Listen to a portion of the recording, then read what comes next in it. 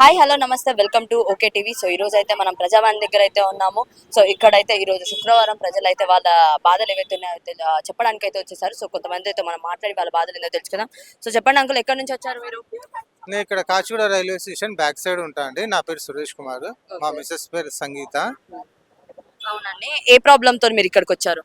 మాకు zero bill రాలేదండి. మేము ఎలిజిబుల్ ఉన్నాము. మాకు వైట్ రేషన్ కార్డు ఉంది. మాకు బిలో 200 యూనిట్స్ వస్తుంది.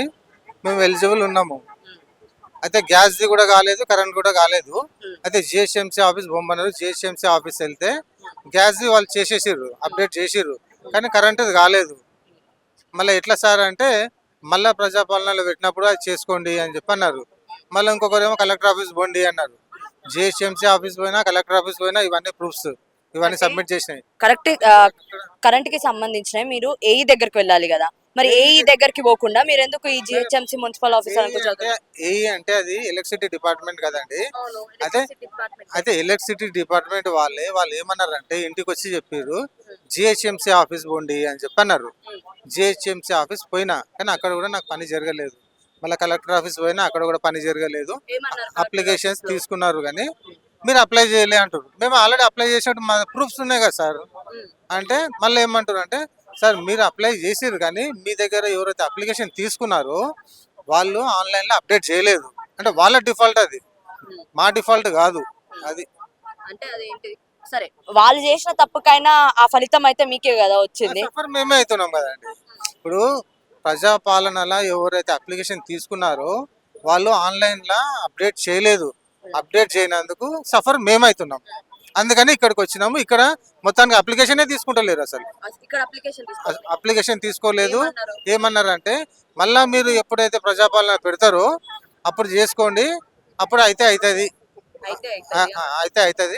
అని చెప్పి అంటున్నారు వాళ్ళు. అందుకని వెళ్ళిపోతున్నాం.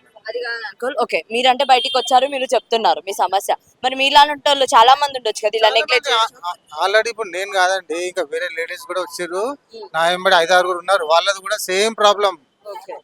డిప్యూటీ సీఎం గారు ఏమో ఎలిజిబుల్ ఉన్న క్యాండిడేట్స్ పే చేయొద్దు అని చెప్పి డిక్లేర్ చేసిరు, పేపర్ స్టేట్మెంట్ ఇచ్చిర్రు. కానీ ఇక్కడ జరుగుతుంది వేరే. డిపార్ట్మెంట్ వాళ్ళు వచ్చేమో కనెక్షన్ కట్ చేస్తామంటారు. సార్ మేము ఎలిజిబుల్ ఉన్నాం కదా, ఆల్రెడీ మేము జిహెచ్ఎంసీ ఆఫీస్లో సబ్మిట్ చేసినాం, ఇటు కలెక్టర్ ఆఫీస్లో కూడా సబ్మిట్ చేసినాం. ప్రజాపాలనలో పెట్టినప్పుడు కూడా ఆల్రెడీ మేము అప్లికేషన్ పెట్టినాం, అందులో కూడా మేము టిక్ కొట్టినాం సార్ అని చెప్పి అన్నాను కూడా. వీళ్ళు డిపార్ట్మెంట్, ఎలక్ట్రిసిటీ డిపార్ట్మెంట్ వాళ్ళు మాకు హరాస్ చేస్తున్నారు, కరెంట్ కనెక్షన్ కట్ చేస్తామని. ఇప్పుడు గవర్నమెంట్ ఏమో కట్టొద్దు అంటే మేము ఇన్ని రోజులు మేము కట్టలేదండి. ఇప్పుడు వచ్చి పవర్ కట్ చేస్తామంటున్నారు ఎలక్ట్రిసిటీ డిపార్ట్మెంట్ వాళ్ళు. చేయలేదు, వచ్చిర్రు మొన్న 2 సార్లు వచ్చిర్రు. నేను ఫైనల్ ఇక్కడికి వచ్చి ఏమైనా న్యాయం జరుగుతుందేమో అని చెప్పి ఇక్కడ అప్లికేషన్ తీసుకొని మా ప్రాబ్లం సాల్వ్ చేస్తారేమో అని చెప్పి ఇక్కడికి వచ్చినాము. కానీ ఇక్కడ కూడా మా ప్రాబ్లం సాల్వ్ కాలేదు.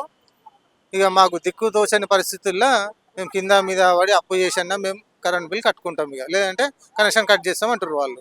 మాకు ఇక్కడ కూడా న్యాయం జరగలేదు, ఇక్కడ అప్లికేషన్ తీసుకోవట్లేదు. అలాంటప్పుడు మరి ఎందుకు ఇక్కడ ఈ ప్రజావాణి ఇంత పెద్దగా పెట్టుకోవడం? తెలుసు అండి, అది మీరు అడగండి గవర్నమెంట్కి. ఇక్కడ పెట్టిర్రు అని చెప్పి నేను వస్తే అప్లికేషన్ తీసుకోవట్లేదు. వాళ్ళు కూడా ఎంత నెగ్లిజెన్సీగా రెస్పాండ్ అవుతారు అంటే మళ్ళీ ఎప్పుడైతే పెడతారో ప్రజాపాలనలా అప్పుడు చెప్పుకోండి సార్. మళ్ళీ డిప్యూటీ సీఎం గారు చెప్పారు కదా సార్ ఇట్లా పే చేయొద్దు అని.